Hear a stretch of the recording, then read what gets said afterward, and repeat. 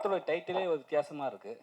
ஆனால் அது full title வச்சாவே நல்லா தான் இருக்கும். அது என்ன புதுசாக காப்பி கேட்குறது கொஞ்சம் இதாக இருக்கும். கிமு கீப்புன்ற நம்ம பழக்கப்பட்ட ஒரு வார்த்தை. ஸோ காமு காப்பின்னு இன்னும் வருஷம் யோசிப்பாங்க. இன்னொன்று அது என்னன்ற ஒரு இம்பாக்ட் கிடைக்கும் அப்படின்றது ஒரு இதுதான் சார். இப்போ இருக்கிற ஜென்ரேஷனில் வந்து கல்யாணமே செட் ஆக மாட்டேங்குது. நிறைய பேர் வந்து டைவர்ஸில் போய் நிற்கிறாங்க. இப்போ வந்து மக்களுக்கு எப்படி இதை என்கேஜ்மெண்ட்டாக கொண்டு போவீங்க? இதில் ஆக்சுவலாக ஒரு டிஸ்க்ளைமர் கார்டோட தான் ஸ்டார்ட் ஆகும் சார்.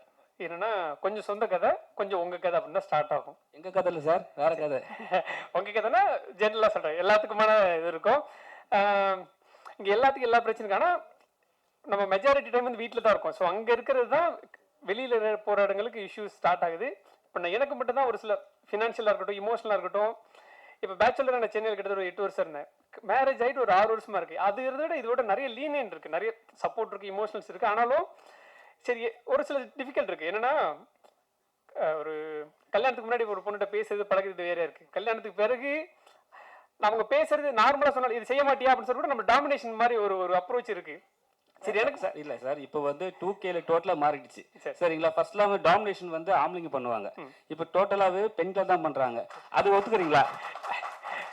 என் வீட்டில் இல்லை சார், ஏன்னா சாயங்காலம் வீட்டுக்கு போகணும் சரிங்களா. என்னன்னா இது எனக்கு மட்டும் இந்த அப்ரோச் இருக்கா, இது எனக்கு மட்டும் இருக்குன்னு என் ஃப்ரெண்ட்ஸ் கிட்ட அவங்களும் இந்த மைண்ட் செட்டில் தான் இருக்காங்க. ஸோ அதுலேருந்து ஸ்டார்ட் பண்ணதான் இந்த ஸ்கிரிப்ட். சார் டேரக்டரோட ஒரு கனவு என்னன்னா ஸ்க்ரீன் ப்ளே பண்ணி பெருசாக வந்து தேட்டரில் போகணுன்னு தான் அவங்க எழுதுவாங்க. அவங்க யோசிக்கிறதே அதுதான் சரிங்களா. ஏன்னா உங்கள் காலம் ஃபுல்லாக அதான் யோசிச்சு போயிருவீங்க. இப்போ வந்து படம் ஸ்டார்ட் பண்ணுவோன்னே ஓடிடி தளத்தில் ரிலீஸ் பண்ணும்போது உங்களோட மனநிலை எப்படி இருக்குது? இப்போ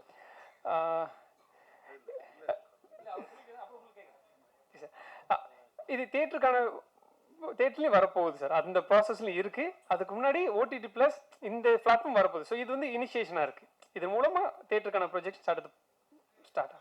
சார் கேபிள் சார் நீங்கள் வாங்க சார். சார் இப்போ ஓடிடி நீங்கள் வந்து சினிமாவில் ரொம்ப நாளாக இருக்கீங்க, பல ஓடிடிகள் வந்துடுச்சு சரிங்களா. பல ஓடிடிகள் வந்து கூட சிறு படங்களில் ஃபஸ்ட்டு என்ன சொன்னாங்கன்னா வாக்குறுதி, சிறு படங்கள்லாம் நாங்கள் எடுத்து பண்ணுவோம், எல்லா படத்தையும் பண்ணுவோம் நாங்கள். இப்போ நீங்களே பார்த்துருப்பீங்க, ஒரு 1 இயர் பேக் வந்து அதுக்கப்புறம் முன்னாடி வந்து டோட்டலாகவே வந்து சின்ன படங்கள் வாங்குறது கிடையாது. ஸோ அதனால தான் சில ஓடிடி பண்ணுறாங்க. இப்போ நீங்களும் நல்லா வளர்ந்துட்டா அது மாதிரி பண்ணுவீங்களா? நாங்கள் ஒரு 8 மாதமாக வளர்ந்துருக்குறோம். 8 மாதமாக சின்ன படம் தான் சப்போர்ட் பண்ணிகிட்ருக்கோம். ஒன்றும் இண்டிபெண்டன்ட் படம் தான் சப்போர்ட் பண்ணிகிட்ருக்கோம். பெரிய படங்களை நான் இப்போ இல்லை, என்னுடைய ஐடியாவே என்னென்னா, நான் இப்போ ஓடிடிலாம் ஸ்டார்ட் பண்ணுறதுக்கு முன்னாடியான ஐடியாவே என்னென்னா, சின்ன படங்களுக்கு பிளாட்ஃபார்ம் கிடைக்காது.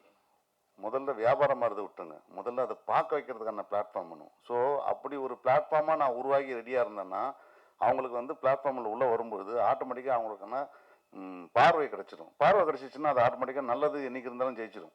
அதனால் அந்த பிளாட்ஃபார்ம் உருவாக்குறதுக்கான வேலையில் தான் இப்போ நாம் வேலை செய்கிறது. இப்போ ப்ளே பாக்ஸு, ரயில் நெட்டு இவங்களோடலாம் சேர்ந்து மொத்தமாக வந்து இந்த பிளாட்ஃபார்மை கொண்டு போய் அங்கே மக்கள்கிட்ட கொடுக்குறோம் இல்லையா. அது கொடுக்கும்போது ஓப்பன் பண்ணால் இப்போ பெரிய படம் வந்து 500 தேட்டரில் 1000 தேட்டரில் போடுற மாதிரி இந்த சின்ன படம் வந்ததுன்னா இவ்வளோ நெட்ஒர்க்கில் சைமல்டேனியஸாக ஓப்பன் ஆகும். அப்போ வந்து ஆட்டோமேட்டிக்காக சின்ன படத்துக்கு கிடைக்கிற ரீச் வந்து கண்டிப்பாக கிடைக்கும். இப்போ ஓடிடினாவே நாங்கள் கேள்விப்பட்டிருக்கோம், ஓடிடி ஆப்பில் போயிட்டு பண்ணுவோம். இப்போ வந்து இதில் வந்து ரியல் வயர் இருக்குது, ப்ளே பாக்ஸ் டிவி இருக்குது. இது எப்படி வந்து 3 பேர் ஒன்றா சேர்ந்து ப்ளே பண்ண போகிறீங்க? ப்ளஸ் என்னென்னா ட்ராவல் பண்ணுறது வந்து ரொம்ப கடினமான விஷயம். ஏன்னா ஒரு கம்பெனி இன்னொரு கம்பெனியோட ஜாயின் பண்ணி ப்ளே பண்ணுறது, வேலை செய்கிறதும் சரி ரொம்ப கடினமான விஷயம். அது வந்து எப்படி பண்ண போகிறீங்க? ஏன்னா ஃப்யூச்சரில் வந்து ஒருத்தர் வளர்ந்துட்டா ஒருத்தர் வளர்றது கம்மியாகிடும் சார், அது உங்களுக்கு நல்லாவே தெரியும். ஸோ அதெல்லாம் எப்படி நீங்கள் வந்து ஸ்டார்ட் பண்ண போகிறீங்க? இப்போதைக்கு வந்து என்னென்னா, ப்ளே பாக்ஸ் ஒரு மிகப்பெரிய நிறுவனம், அவங்களுக்கு பெரிய நெட்வொர்க் இருக்குது. அவங்க பண்டலில் வந்து நம்ம பிளாட்ஃபார்ம் வந்து எல்லா இந்தியா ஃபுல்லாக போடுறாங்க அப்படின்னும்போது அது பெரிய ப்ளஸ் பாயிண்ட். நம்ம வந்து ஒரு வளர்கிற பிளாட்ஃபார்ம், ஒரு போன வருஷம் மேலே ஸ்டார்ட் பண்ண பிளாட்ஃபார்ம் இப்போ வந்து இந்த அளவுக்கு ஒரு பெரிய நிறுவனங்களோட வந்து டேப் ஆகுதுன்றது சாதாரண விஷயம் கிடையாது. பிகாஸ் நாங்கள் கன்சிஸ்டன்சியாக இந்த மாதிரி அவங்க நிறைய பேர் எங்களுக்கு சொல்லும்போது ஃபீட்பேக் சொல்லுவாங்க, எப்படிங்க நீங்கள் இவ்வளோ படம் எடுத்து போடுறீங்க, சின்ன சின்ன படம் நல்ல நல்ல படம் போடுறீங்கன்னு கேட்பாங்க. ஃப்ரம் த கண்டென்ட் அவங்களோட அந்த கம்பெனிலேருந்து. ஸோ இதுக்காக நான் தீவிரமாக வேலை செய்வேன்னு எல்லாருக்குமே தெரியும். நிறைய சின்ன படங்களுக்கு தான் இடம் தேவை, பெரிய படம் எல்லாரும் பார்த்துருவாங்க இல்லையா. இப்போ வந்து அஜித் படம் வருதுன்னா நல்லா இருக்கா நல்லா இல்லையா எல்லாம் பார்த்துருவாங்க. அந்த வாரத்தில் அடுத்த நாள் வரக்கூடிய படம் சின்ன படம் இருக்கு இல்லையா, அதுக்கு தான் நம்ம வந்து பேச வேண்டிய கட்டாயம் இருக்குது. ஸோ இந்த பிளாட்ஃபார்ம் ஆட்டோமேட்டிக்காக வந்து இவங்களுடைய பிளாட்ஃபார்ம் ஆல்ரெடி எஸ்டாப்ளிஷ் பீப்புளோட அவங்க ஜாயின் பண்ணுறோம்.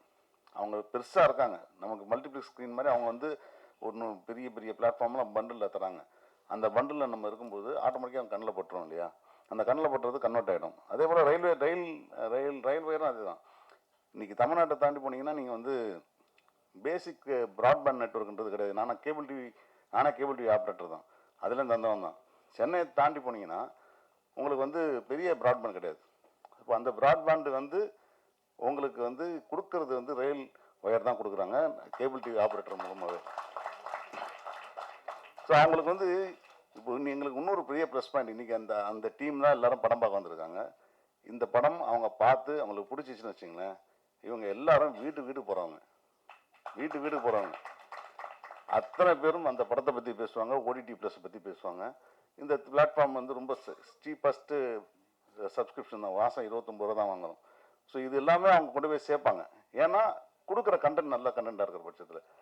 அதனால தான் சார் இப்போ என்னன்னா சிறு படத்தில் வாங்கிடுறாங்க சார். ஆனால் அவங்களுக்கு என்ன ஒரு விஷயம்னா, பெரிய படத்துக்குலாம் அந்த ப்ராப்ளம் வருது. நீங்கள் சொல்லிட்டீங்க, சிறு படத்தை வாங்கிடுறாங்க. வாங்கிட்டு ஒரு ப்ரொடியூசர் என்ன சொல்கிறாங்கன்னா, நீங்களே பார்த்துருங்க மேடையில் வாங்கிறாங்க, படம் வாங்கிறாங்க, படம் எவ்வளோ ஓடுதுன்னு கூட தெரிய மாட்டேதுன்ட்டு. இதெல்லாம் வந்து அவங்களுக்கு ப்ரொடியூசர்களுக்கு ஏதாவது விஷயம் சொல்ல முடியுமா? மற்றவங்களுக்கு எப்படியோ தெரியாது சார், நம்ம பிளாட்ஃபார்மில் வந்து அப்படி கிடையவே கிடையாது.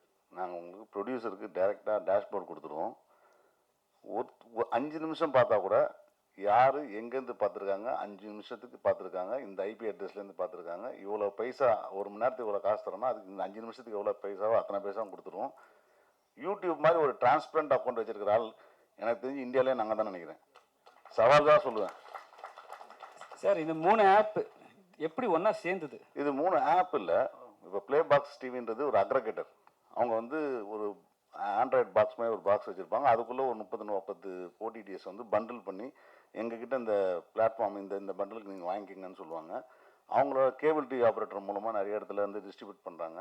அந்த பாக்ஸஸ் ஆண்ட்ராய்டு பாக்ஸஸ் இருக்கும், அதில் வந்து நம்ம பிளாட்ஃபார்ம் இருக்கும். ஸோ ஆல்ரெடி எக்ஸிஸ்டிங் பிளாட்ஃபார்ம்ஸில் அது இருந்துகிட்டே இருக்குது. இப்போ ரயில் ஒயர் வந்து அப்படியே வந்து ஆப்போசிட், அவங்க வந்து ப்ராட்பேண்ட் கொடுக்குறாங்க. அவங்க ப்ராட்பேண்ட் கொடுக்கும்பொழுது இப்போ வந்து பாக்ஸே இல்லாமல் அதில் ஒரு பேக்கேஜ் கொடுக்க முடியும். அவங்களுடைய ஆக்சஸில் இந்த மாதிரி ஒரு 10 சேனல் 20 சேனல் மாதிரி கொடுக்க முடியும்.